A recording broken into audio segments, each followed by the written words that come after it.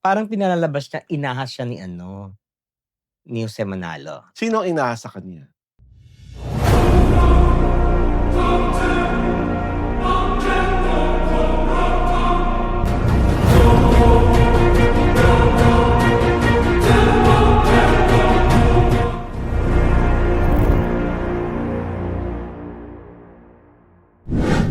And I cannot help but wonder why are we even talking about this?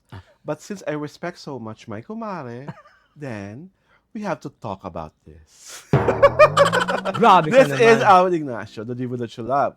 Together with me is my kumaring Ultra Maldita. Hi, this is Alex You are Brosas. watching the Sunday episode of the TT Show. Tara yan na Talakian Showbiz Edition. And ito na nga. There is too much noise on TikTok because fallen comedian Anjo Eliana is like shocking everyone with his big reveals versus his former Eat Bulaga colleague Jose Manalo. Mare, what say you? Ikwento mo sa amin, ano ba ang kaguluhang ito? Well, parang on the warpath si Anjo Eliana. Okay. Parang the war freak in him has ignited to to stratospheric proportion. And the reason for his warpath is He recalled in a recent TikTok video. He okay. recalled his spot with Jose Manalo. Okay. Ang dati niyang kasamahan sa Eat Bulaga. The spot When was nobody is knew is about it. asking. Oo. Nobody knew about it. Nobody was asking him if Oo. there's a spot. Parang Bigla he na lang- offered He offered the information. information. And the Diba? spot was all about? The spot was all about, parang pinalalabas niya, inahas siya ni Jose Manalo. Sino ang inahas sa kanya? Yung dating live-in partner niya. And the name of the live-in partner is? Papangalanan ko ba? O basta, Basta, dancer sa Itbulaga. okay. A dancer from Eat Bulaga was his His live-in former live-in partner. For almost 1 year. So, paano napasok si Jose Manalo sa equation? Kasi, syempre normal sa magjowa, mag-live-in partner yung nag-away kayo, di ba? Mhm. So, Jose Manalo, according to Anjo's Anjo, version of truth. ay nakita niya yung jowa ni Anjo, Mhm. parang umiiyak. Okay. So, he tried to comfort her. So, parang Jose became a shoulder to cry on of the girl. Okay. Tapos sinabihan daw siya ni kasi nagsumbong kay yung girlfriend nagsumbong kay Anjo. Sinabihan Jose. siya ni Jose na, "Hoy, wag mong patulan yan, may asawa yan." Mhm. Sabi ni Jose. Apparently, doon sa girlfriend ni Anjo. Sabi ni Anjo naman, matagal na akong hiwalay. Mhm. So technically, I'm free, parang ganon. But is the hiwalayan legal? That Or I don't usapan know. lang na hiwalay na That tayo? I don't know. Basta Okay. hiwalay na daw sila. Okay.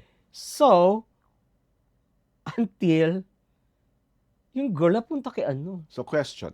napunta kay Jose Manalo, pinakasalan pa. Okay. Question. Did the girl in question broke off properly kay Anjo? O hindi? Walang ganong... Walang ni-reveal si Anjo na ganon? walang ganon. Walang ni-reveal na ganon. Mhm. Tapos sinabi ni Anjo na there was a time gusto niya sapakin si Jose. si Jose kasi pagka wala daw yung Tito Vic and Joey sa Itbulaga, lideran. Mm. Parang throwing his weight around. Okay. So, but he kept his cool kasi nga, syempre, sa isang lang sila show, di ba? Mm. So sabi nga niya, Diyos ko, sabi niya gano'n, mas may itsura naman ako sa kanya, no? Ganon. But sa akin, more than him having more itsura, the fact that the girl that is the center of your contention, pinakasalan si Jose, only goes to show that Jose, for that girl, is the better man. Diba? Kahit pa sabihin mong nag-live-in kayo, pinangakuan mo ng kung ano-ano, the fact remains, Jose offered marriage. And you never offered maybe anything. Because if you offered marriage, ikaw ang pinakasalan at hindi si Jose. Number 2, if you claim that you're very good looking, yes, physically you are guapo, but maybe the girl saw that Jose has more character. Mm. At hindi nasusukat ang pagkagawa, hindi ang pagkagwapo ang sukatan para sa kanya na mahalin niya ang isang lalaki. Mm. Diba? So, and also, parang, sa totoo lang, ang luma na ng chika.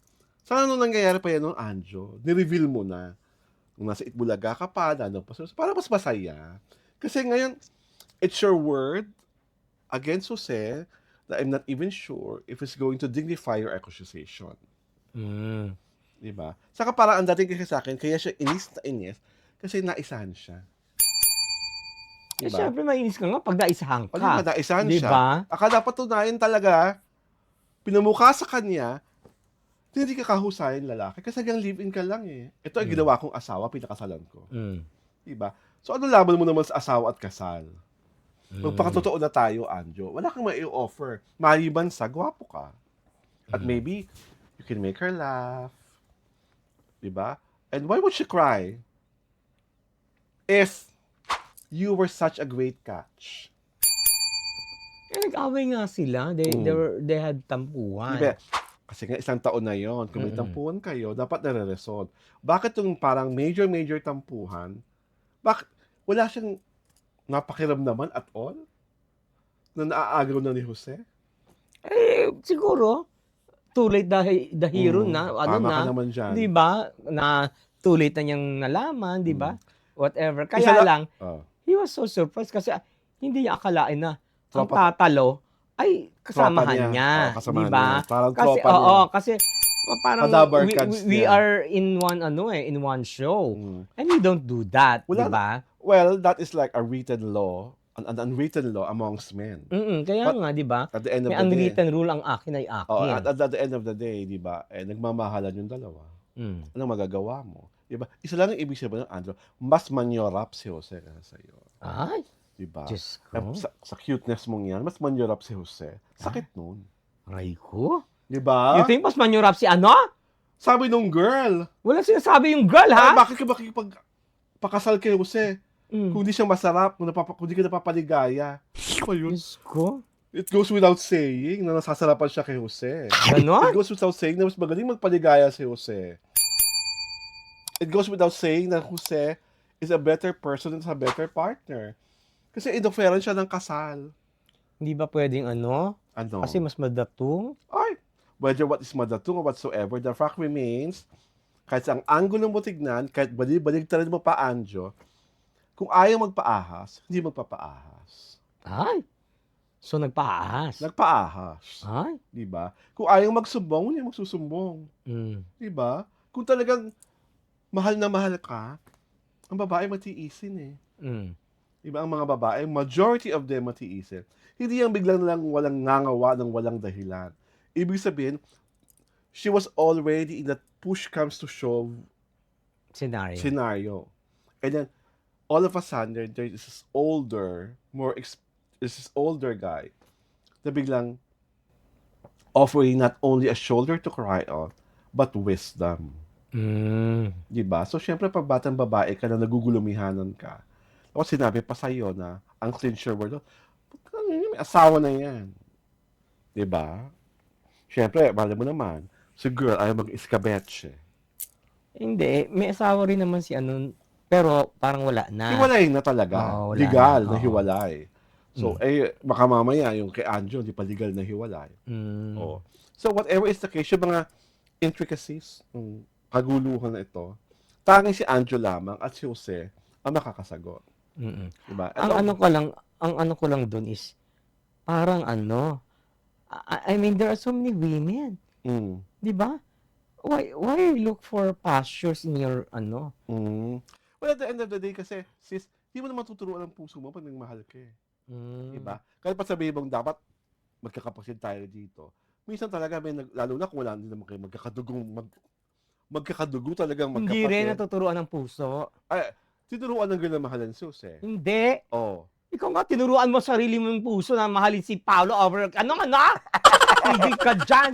Ako na naman ba? So, ako na naman ba ang tabi? Oo, kasi wala kang maano sa akin, ano? Diyos ko. Oo nga, bakit wala nalilig sa'yo? Because I Because? refuse. Ah. Di ba? Ako pa ba? You refuse Derek Ramsey? I don't like me! Charot, hello! Excuse me, no? Will you refuse somebody like Robbie Jaworski?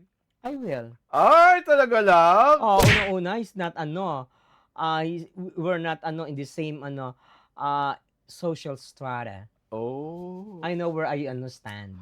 Okay. Wala na akong masasabi dyan. Diba? Kundi, inaanyayahan po namin kayo na Oy! Wala na segue talaga.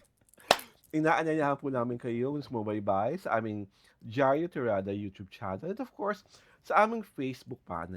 Pinapalabas po ang The Kitty Show tuwing Sabado at Linggo, alas 4 ng hapon. Ito po si Alwood Ignacio, The Liver That You Love.